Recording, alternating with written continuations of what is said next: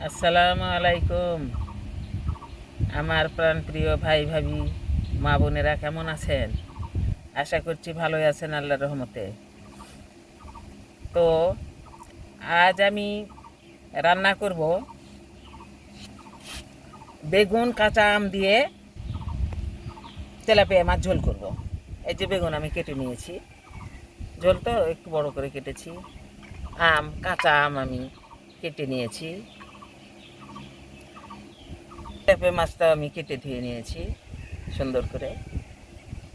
রান্নাটা করতে আমার লাগছে, তেলাপিয়া মাছ ঝোল করতে আমার লাগছে এই যে পেঁয়াজ কুচি, আদা বাটা, রসুন বাটা, জিরা বাটা,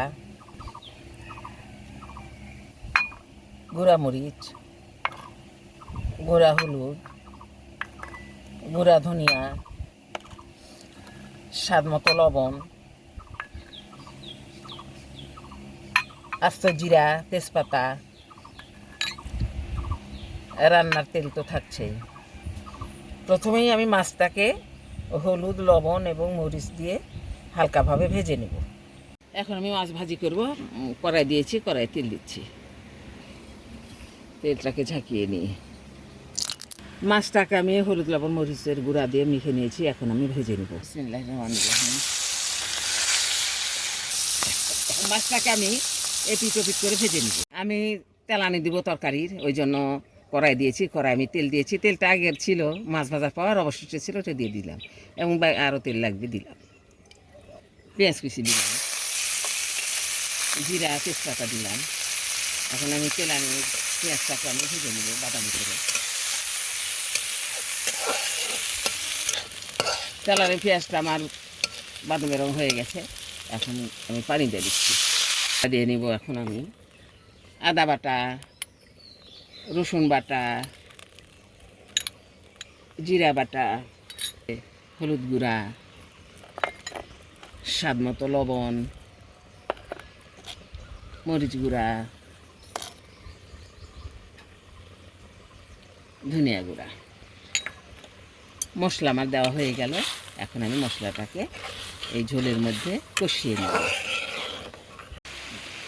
তেলানির মশলা আমার হয়ে গেছে, সুন্দর হয়েছে, রঙ হয়েছে, ঘন হয়েছে। এখন আমি বেগুনটা দিয়ে নিচ্ছি। বিসমিল্লাহির রহমানির রহিম।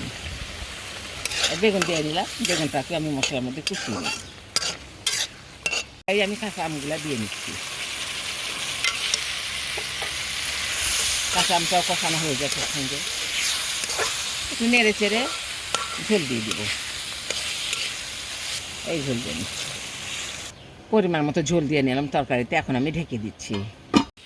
তরকারিটা আমার ফুটে উঠেছে, সুন্দরভাবে ফুটে উঠেছে। এখন আমি ভেজে রাখা মাছটা দিয়ে দিব। যে ভেজে রাখা তেলাপিয়া মাছ দিয়ে নিচ্ছি। আরও বেশ কিছুক্ষণ রান্না করতে হবে। ঢেকে দিলাম, আপনারা দেখতে থাকুন। তরকারিটা আমার হয়ে গেছে, এখন আমি নামিয়ে নেব। কাঁচা আম এবং বেগুন দিয়ে তেলাপিয়া মাছের ঝোলটা আমার হয়ে গেছে। কালার টালারও সুন্দর এসেছে। তো আপনারা ইচ্ছা করলে এভাবে রান্না করতে পারেন, ভালো লাগবে আশা করছি। আপনারা সবাই ভালো থাকবেন, সুস্থ থাকবেন, নিরাপদে থাকবেন। আল্লাহ হাফেজ।